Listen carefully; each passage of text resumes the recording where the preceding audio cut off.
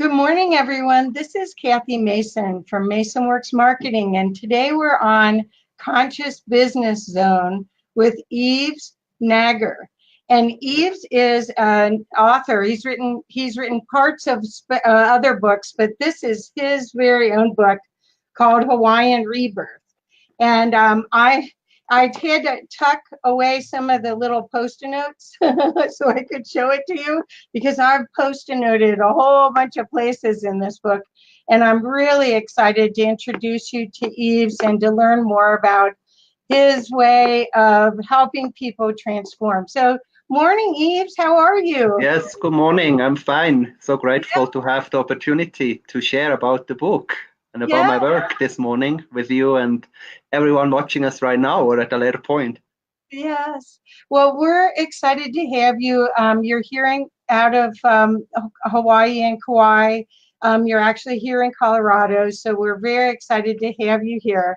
And we're so excited to learn more about your philosophies and your ways of working with people that really transform them quickly. Hi, Jade. We've got some people here showing up to say hi. So what I wanted to do first is ask you about how you do conscious personal transformation. Conscious personal transformation. Talk much? And because I want to know how you got interested in this, because you're very passionate about it and you're very good at it. So there must be a great story to how you got so interested in it. Could you share that with us? Yeah, so I think I really need to go back to my the years as a young adult, the teenage years, because I felt something very deep right here where I'm touching. So I would say it's somewhere between the heart and the throat. And I believe this is the seat of our soul. And so I always felt like just a very strong like energy here. But then I thought for a long time, I thought there's something wrong about me that I feel so much. I realized I feel much more than most people around me. And then I thought, okay, when I grow up, maybe when I'm going to be 20, it's going to change. And then I turned 20 and it was still there. I got even stronger. And then, okay, maybe it was 25 and it's gonna leave. But it just never left me. And I really came to a point, I was so strong. And then I really came to a point where I actually started to numb it down. You know, you name it, like going nightlife, drinking and party and just do everything in a way to run away from this feeling, which felt very awkward at that time. And so this was the starting point. And then came the year 2005. And this was then really like a huge point of awakening in my life through three close family members passing away. So it was within 8 months, my father, grandmother and my grandfather, and then this got really, really, really strong. And I just realized, okay, there is something about this strong feeling in here, and I better start to connect with this feeling instead of trying to escape. And in a way, I felt I was like running away from myself or from my essence for a way too long time, and that ultimately sent me on this journey. So I started to connect, and there was a lot of like pain and suffering. And then I came really to a point of where, being frankly honest, where I wanted to end my life. And luckily I didn't. And instead, it was on a Christmas Eve. I was falling on my knees and going to a church and prayed to God and tried to get help. And then I was guided to Hawaii within less than 3 months. And you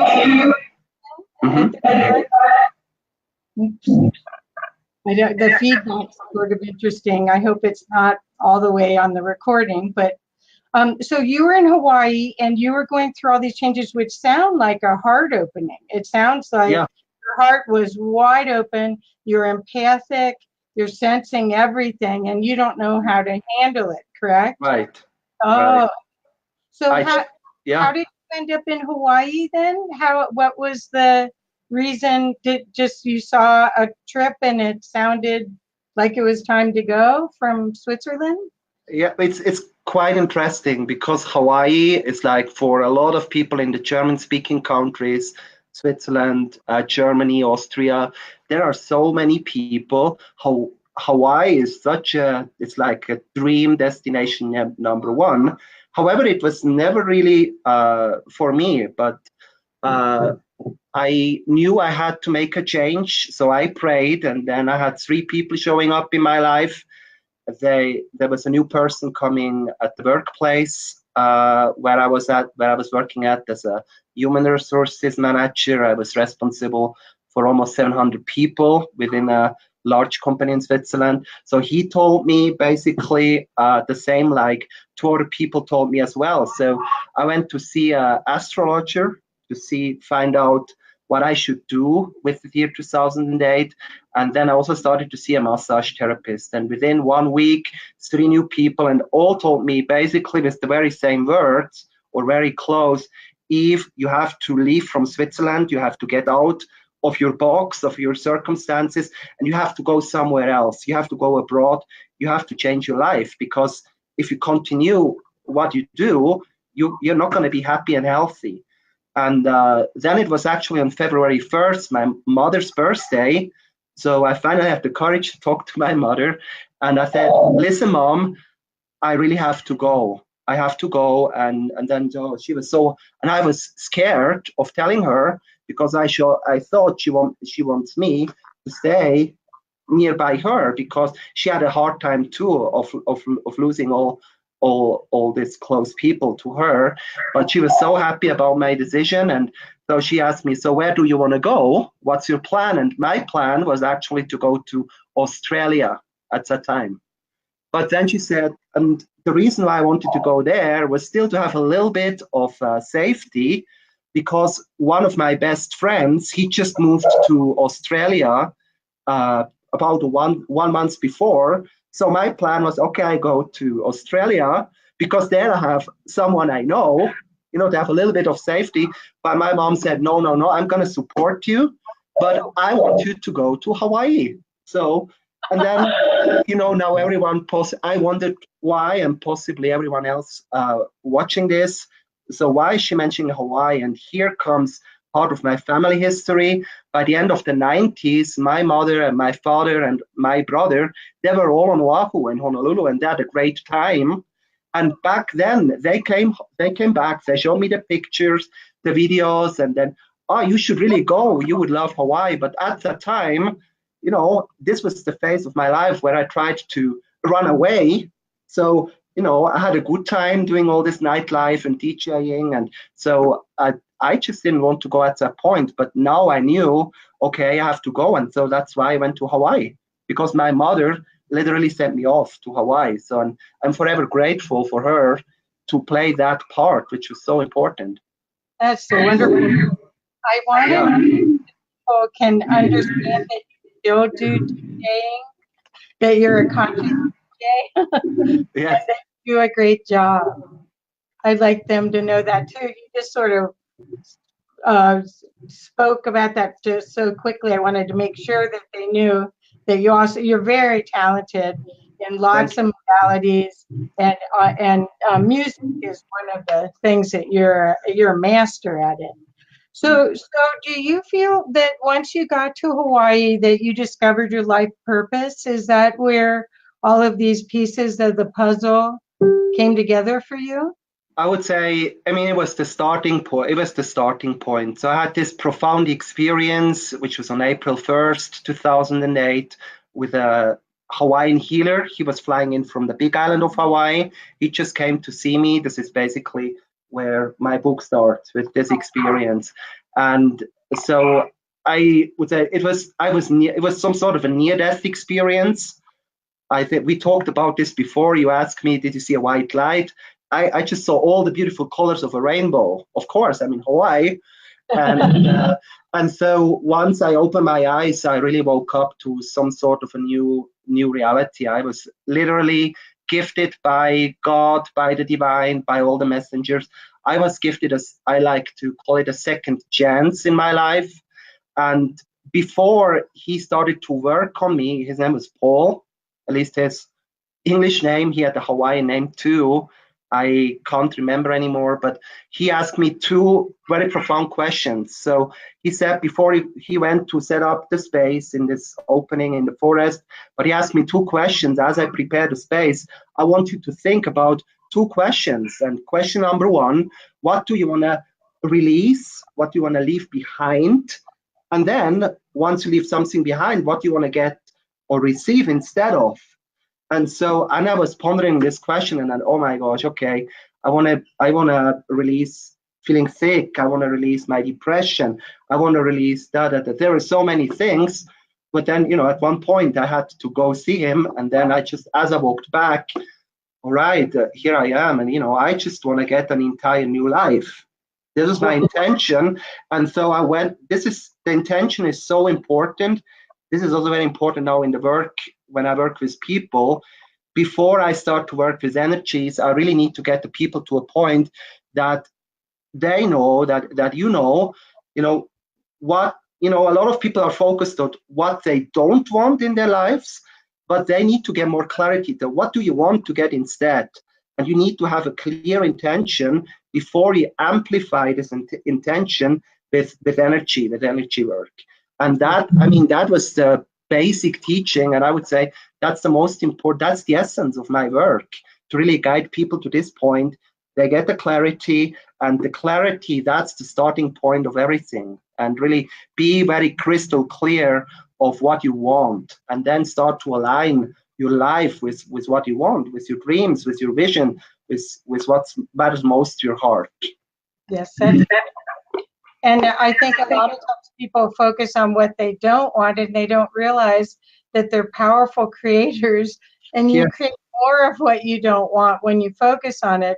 Whereas if you flip the context of it, so you don't want hate, you want love. So you focus on what you do want, and it comes through. So Yves, I love your new book, and I'd love if you, whoops, I'll put it this way. If you could explain a little bit what you think the readers would benefit from reading your book, and what your hope was that they would get out of the book. So really, basically, the essence is just to get clear of what I just talked about, to really get clear, you know, what they don't want and what they want to receive instead. That's basically the basis of the book. And then, of course, how do you get clear on that is when you, this is something I have at the very beginning of the book. It's a very simple but a very effective tool. It's this wheel of life. And so that's basically, you look, it's like an overview. Let me see if I can show it. Sure, I got it. You got it too? Okay. Okay. Yeah, this is how it looks like, this wheel of life. There you go. Yes. And that's basically what you do. It's looking at different areas of your life. So which is like, you know, beliefs and thoughts, personal growth, spirituality, your living environment, around your life purpose and destiny, health, nutrition, friends, finances, career, feelings, emotion, and also contribution and service. So before you start off, you need to have some sort of an overview. How well I am doing in these different areas of my life. Because this gets back to the point, you know, a lot of people are focused on what they don't want, but usually they're also focused, you know, these are 10 areas of life I'm bringing here. It could be replaced with other areas as well, but I consider these 10 areas as the most important. So most of people, they are lost in a way with their thoughts and their emotions, just in one area of their life where the problems are, and they forget about all the other areas in their life where things are actually good. You know, 10 areas in your life, maybe you have a major issue in one area, you have another, maybe two other issues below, maybe issues or problems or obstacles in 1 to 3 areas, and you actually forget about the 7 other areas in your life where you're actually doing pretty well. And so I think that's the starting point. And what you really get by reading this book, I mean, it's all about balance. I would say that it's about balance, and balance includes, we need to look, I think that's not a new concept. We can look, we have a physical body, then we have like our thoughts. So working with your thoughts by asking yourself, good questions, not questions like very simple. You're going through a struggle, and then, why is this happening to me? No, okay. What is the good thing of actually having this challenge? How does it help me grow? How do you start to change the questions you ask yourself? You automatically start to change, the focus. What you focus on. Saying you need to look at your emotions, and you also need to look at how you're doing spiritually in your life, how you're connected with, the realms which cannot be seen or perceived with our eyes. And so it's about balance. It's really about this balance. And I think by reading this book, first of all, you get away by having a more balanced life, which is the basis of being fulfilled and happy, but also increase your health and well-being. It's all about finding a balance. And it's walking this fine line. It's you walk like this ridge on the mountain, and then it's also not. I would say one part is some people are walking on this side, so just focusing on the great things. You can name it spiritual bypassing. I think it's a pretty common term. Or on the other side, you just can go into processing. You just can process, and I'm processing, and you try to analyze too much. Here, and I would say another big benefit is really by reading. This is not a long way. No. It's maybe 2 inches to go from here to here, but it's probably the longest journey as we go through life, how to really drop into that space. And then also when we are thinking about what we want to get out of life, sometimes we think here, this is what I would like to get, but we really need to get in touch with our essence, right? With the seed of our soul, and try to listen what our soul or what our heart is telling us what we want. And then I think ultimately, this is what the book is about. This book will really guide you to, closer to your life's purpose. I'm not claiming you know what your life's purpose will be after reading this book, because you will find out what your life's purpose will be in this moment. But I believe our purpose in life, it changes over time. It's not, we have like an overall purpose why we are here. In my case, it is, I would say it's to be in service to the evolution of humanity and the planet. But, it's something which changes over time.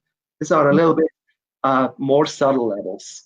So I want to share with the listeners that I feel that this book is much more than what you even said, because I think it's a energy upliftment. All the items that are in it, it's not a standard type of coaching book where you look at that wheel and you only, you pick from this objective observer part about it. There's so much heart in this. And I also wanted to share that Yves is a very talented map maker. And so he's taken that talent and he uses it in a very unique way to help you map your life. So what he does, and he's done it since he was 12 years old, he automatically liked to do mapping, and now he does topographical maps of the mountains in Switzerland and here that are magnificent. They're amazing. So just think what he could do if he helped you map your life with that kind of finesse and that kind of overview where you see patterns and you are able to integrate the patterns. So I just wanted to make sure they knew that it's not your standard coaching. Let's see where you're negative and where you're positive, and let's bring down the, and equalize it all. Your process is much more conscious. It's much more high energy and heart-based than most coaching programs. Yes. So, And what I didn't mention yet, because I'm really very much feeling this so strong as I speak, basically also when I started to think, okay, how I'm going to write this book, I realized like all of us, we have a very unique purpose and all of us are learning in different ways. So how I'm going to approach this in a way that I can, that readers can relate the most or in their unique way to the book. That's why the book has 4 parts. One thing I mentioned is like asking, so I'm asking very profound questions where you as the reader, you have to find your own answers, because ultimately I cannot tell you, Katie, or anyone else what is your purpose. You have to find the answer by yourself. So I would say this is where the book starts off before I come in with any tools and techniques and steps, which is the second part.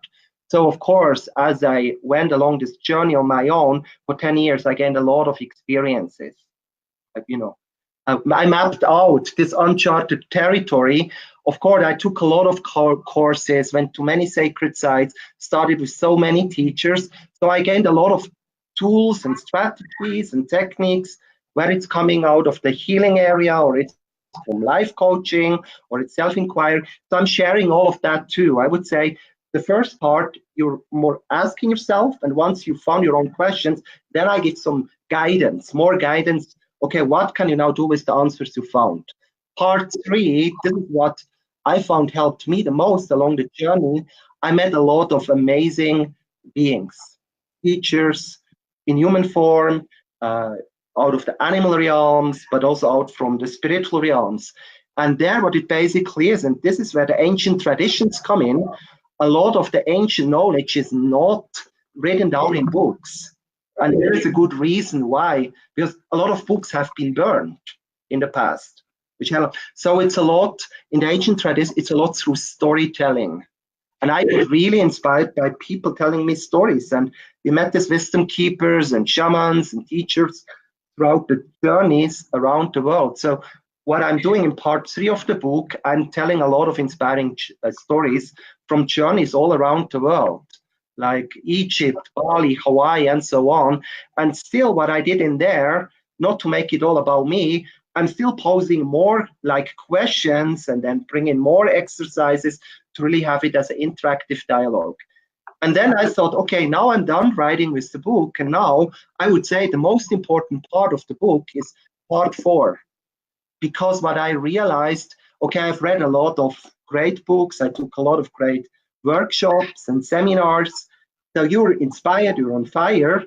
But then what you do, you put the book aside in your collection of the other 100 books you have, or, 2 days after the workshop, your enthusiasm is gone, you're back in your all-day life, and then, okay, what I'm gonna now do with it? And part 4, this is really, I think, where everything you've read until that point, where you start to put it into action. How do you practically apply this in the all-day life? And I would say that's the most valuable part of the book after you read all the other 3 parts. So that all of that is covered in this book, and will really, you as a reader, will get you started, and you just have no other choice than to really apply what you learned by reading this book. Yeah, in the 4th part, you have you have energetic exercises, and one of them is starting a new day, and it's on page 233. And I didn't know if you felt well, a morning routine is really important, especially if you want to have a spiritual life, where you might do might do mirror work, where you say I love you to yourself. You might do meditation, you might do breathing exercises. So I thought maybe you could share something from one of these energetic exercises, so people could get a feel for how you work, what kind of gifts are in this book, and how you work with people. Yeah, so this energetic exercises, it's like 23 exercises all together. And so of course you can do all of them, Like if you do all of them, then it's about a 1 hour practice if you really do everything. And so what I say in the book, okay, what I recommend that you don't need to read the exercise, that you actually can go into experience itself. In the book I say, I recommend you record it with your own voice, so you can play the recording to do whatever the exercises are. However, the great news are, since this week, Hawaiian Rebirth is now also available as an audiobook.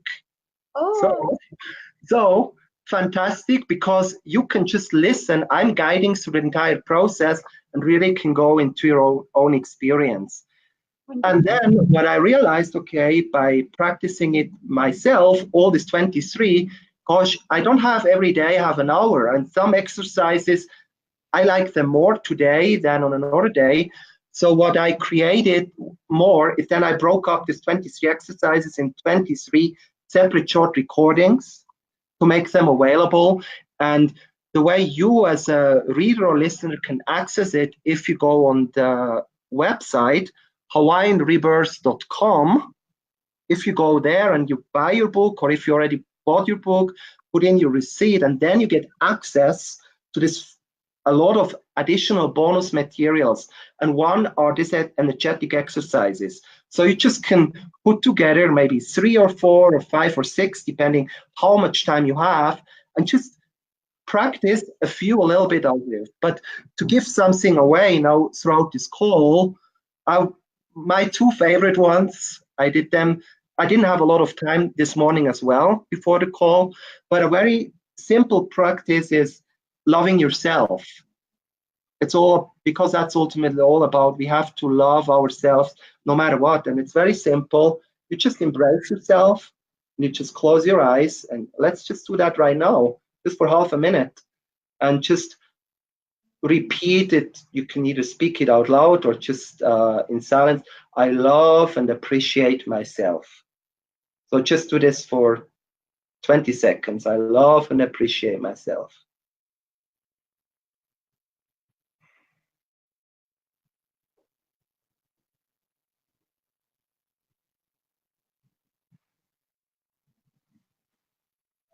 And just, you can open your eyes again.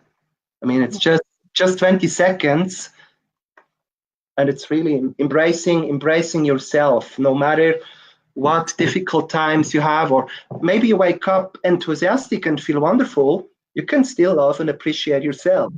So that's a simple one, a very relaxed one. But there are also more active ones. I cannot do it, as I said, but just do some jumping jacks. You know, just jump and just do jumping jacks for half a minute. And so these are some parts of what's contained in it. There is way more parts of things I took out of yoga, but the overall thing where these exercises lead to is to come to a space, and that's a foundation of the workout I do. It's called presence-centered awareness. So it really brings you to this point to be really in the present moment, and to be centered. And where centered? Be centered in your heart and in your soul. Right. And awareness, I mean, that directly connects to consciousness. Be conscious as you go through the day as much as possible. So that's, in a nutshell, what's contained in these exercises. And I think it's fantastic that they're now also available as audio recordings.